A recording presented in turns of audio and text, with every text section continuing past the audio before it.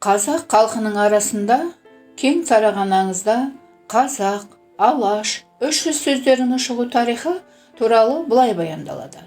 Сыр бойында 32 рулы елді билеген Қызыл Арыстан деген хан болады.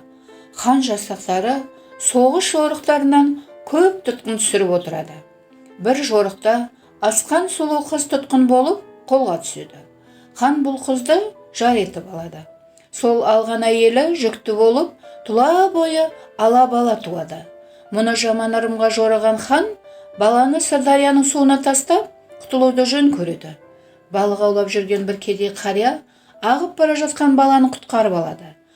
Қария баланы асырап, ер жеткізеді. Өскен ала бала өте ақылды және батыр азамат болып, Алаш деген атпен жұртқа аты жайылады. Мұны естіген хан баланы алдырмақ болады.